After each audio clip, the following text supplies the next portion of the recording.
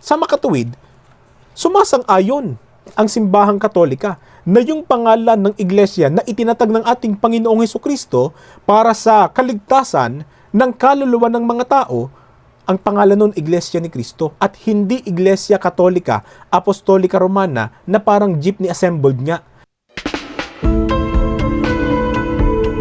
Hindi lang yan ang babaguhin niya sa Katoliko. Hindi ikaliligtas ang pananatili po sa loob ng simbahang Katoliko. Even to destroy the Bible. But the Catholics, they remove the idol one. 1 plus 1 plus 1, paano naging iisa? Kung ang tanda ng Diyos ay Sabat, ang tanda ng Beast ay Sunday.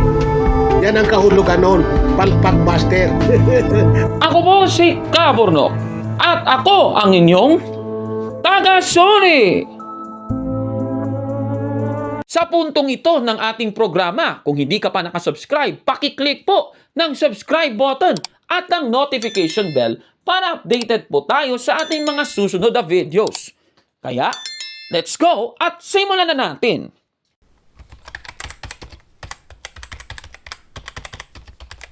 Magandang araw mga kabatid and welcome na naman po sa isang bagong episode ng Taga-Suri. Babasahin muna natin ang Kawikaan 14:18 sa salin na ang salita ng Diyos Biblia. Ganito po ang ating mababasa.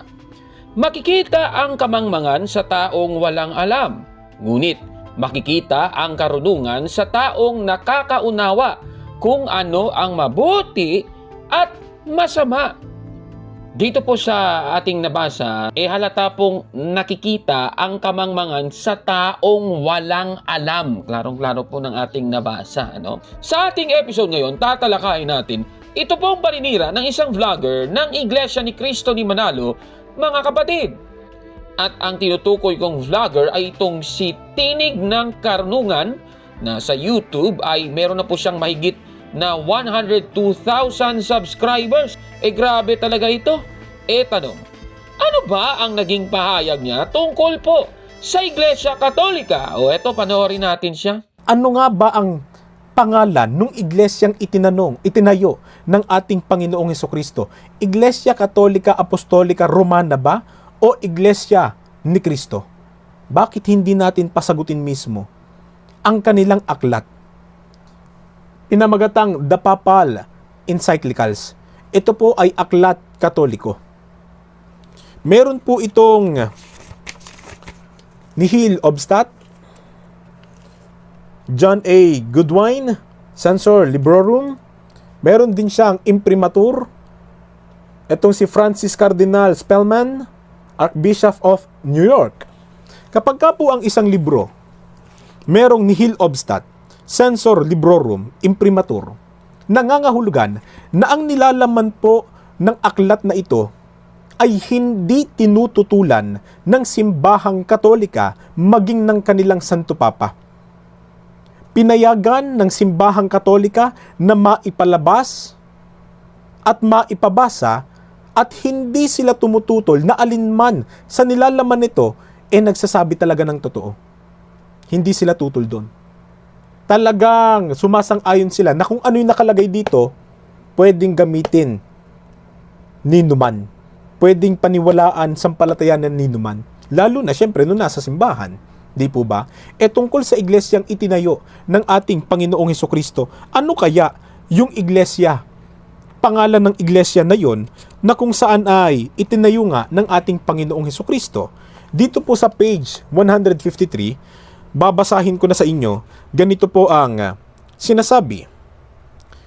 That is to say, the Church of Christ, Iglesia ni Cristo, which has been divinely instituted for the sake of souls and of eternal salvation.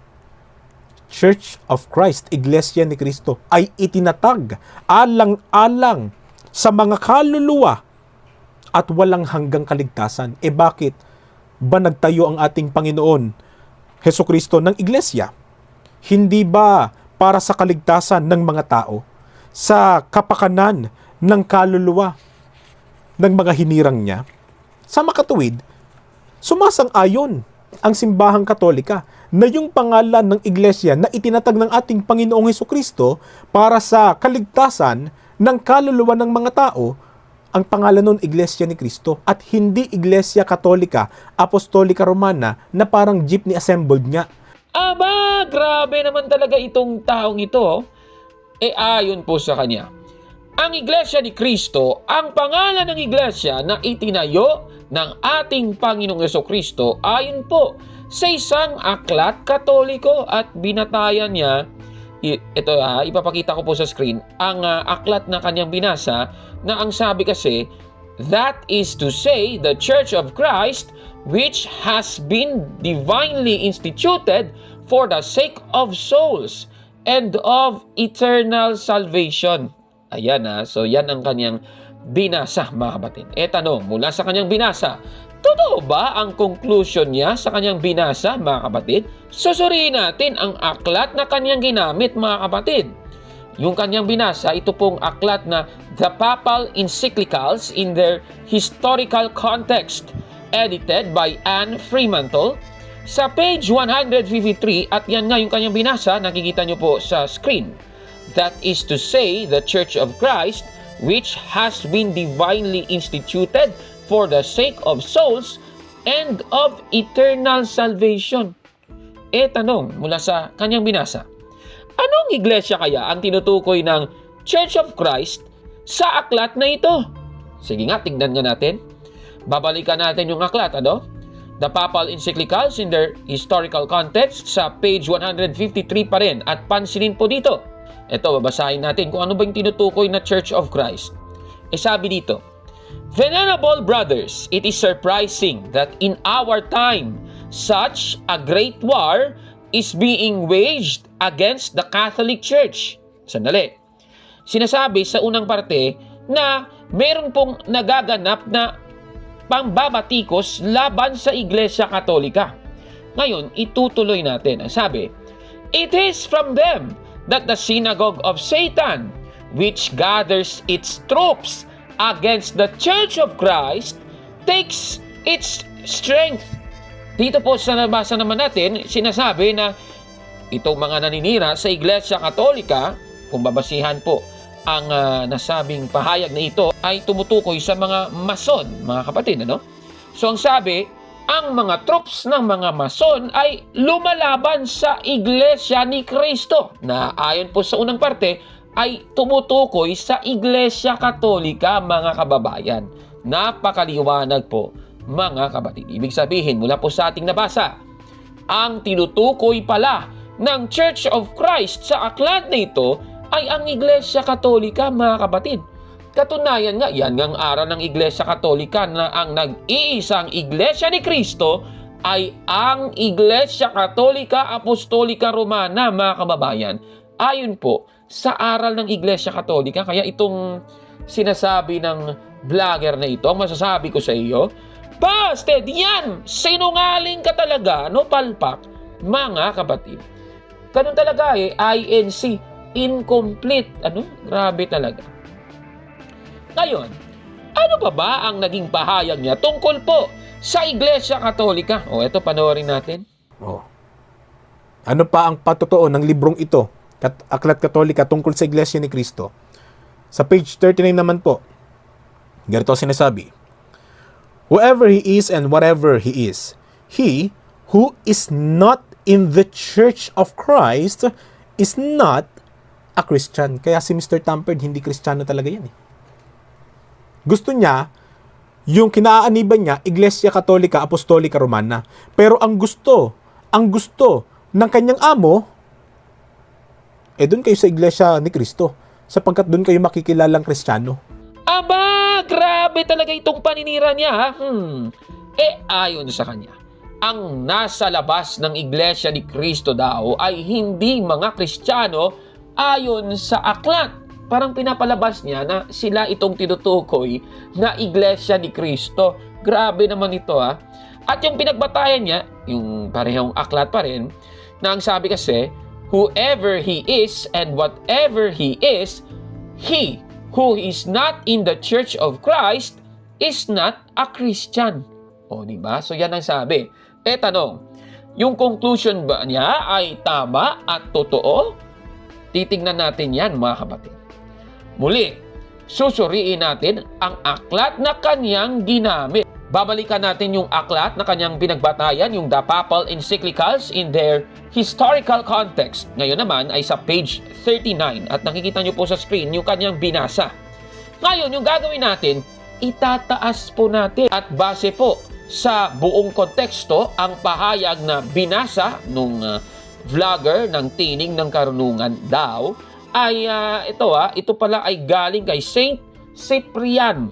Alam naman ninyo sa Iglesia ni Cristo ni Manalo, wala namang kinikilalang Saint Cyprian dyan Naku naman, grabe talaga. Tapos naniniwala pa sila kay Saint Cyprian. Ano ba naman yan?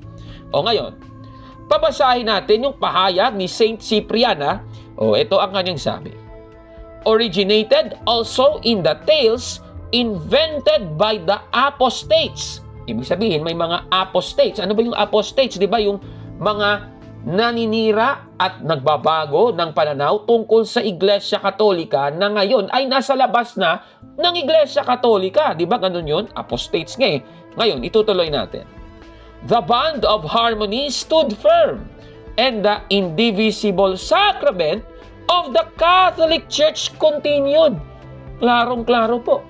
Ibig sabihin, yung apostates na tinutukoy ay nasa labas ng Iglesia Katolika. Ayon po sa aklat, sa binasa nga niya kanina, na kung ikaw ay nasa labas ng Iglesia ni Cristo, ay hindi ka Kristiyano. Yung Iglesia ni Cristo pala na tinutukoy dyan, ay ang Iglesia Katolika, mga kababayan. Naku naman. Hindi naman sila yung tinutukoy dyan Naku naman Ulitin na natin ang aral ng Iglesia Katolika. Ang nag-iisang Iglesia ni Cristo ay ang Iglesia Katolika, mga kababayan. Klarong-klaro po yan. Catechism of the Catholic Church, paragraph 811. Muli, ganito po ang sabi.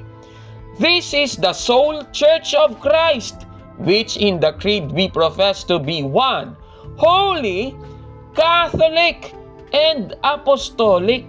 Tapos sabi niya pitol-putol daw at sa iba't ibang panahon pa daw, dinudugtong yung pangalan. Grabe talaga ito, naninira sa Iglesia Katolika, mga kababayan. Baka sasabihin ng iba, wala naman sa Biblia nakasulat na ang mga Katoliko ay mga Kristiyano. Titingnan natin.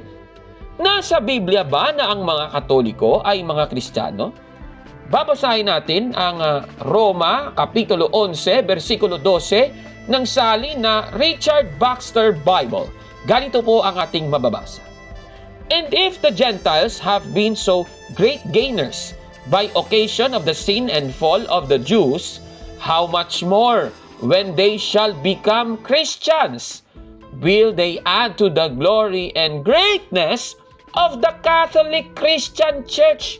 Napakaklaro po ng ating nabasa. Ibig sabihin, ang Iglesia Katolika po, mga kababayan, ay isang Kristiyanong iglesia, mga kapatid. Kaya itong sinasabi ng vlogger na ito, busted yan, mali yan. Nako At base po sa mga napag-alaman natin doon sa kanyang mga paninira sa Iglesia Katolika, I guess mali po ang naging title ng kanyang YouTube channel. Sabi niya Tinig ng Karunungan. Parang baligtad ata ng karunungan yung kanyang mga ginagawa. Sige nga, tanungin nga natin ang mga ministro ng bokong na ito kung ano ang baligtad nung salitang karunungan. Eto, panoorin natin. Dito'y may karunungan. Pakiulit, ang dinig, baka marinig nila, dito'y may kabobohan. Ang dinig, baka marinig nila, dito'y may kabobohan. Ang dinig, baka marinig nila, dito'y may kabobohan. Di ba nakalagay? Ang nakasulat ay dito'y may karunungan. Kitams. So, hindi pala tinig ng karunungan. Dapat, tinig ng kabobohan. Ulitin natin, hindi po galing sa akin yan, Galing yan sa ministro mo, mokong na ito, At saka, sadali, kung kayo po ay nanonood sa kanyang YouTube channel, meron po siyang aklat sa world history. Ayan, nakikita nyo sa screen, grabe, Meron pang background na nakalagay, world history. Ano ba ang sabi ng kasaysayan tungkol po sa kanilang iglesia? Babasahin natin ang aklat na The New International Dictionary of the Christian Church ni J.D. Douglas, 1978 edition. Sa page 776, Ganito po ang ating mababasa, ililiwat na natin sa Tagalog. Ang Pilipinas ay gumawa ng sarili nitong mga kulto.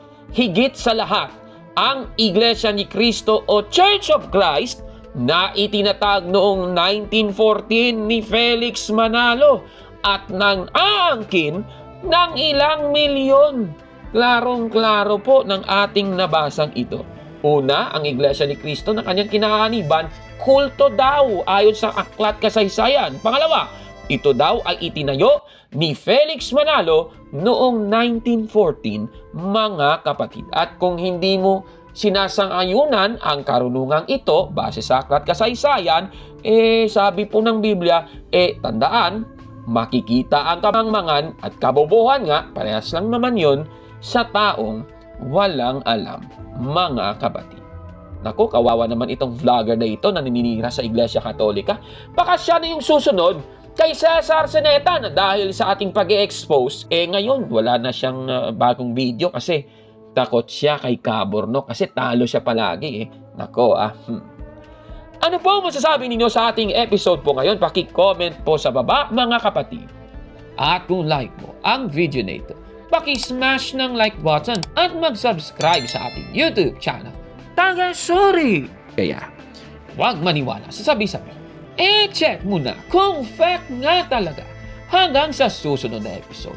Ako po si Caborno at ako ang inyong Tagasuri!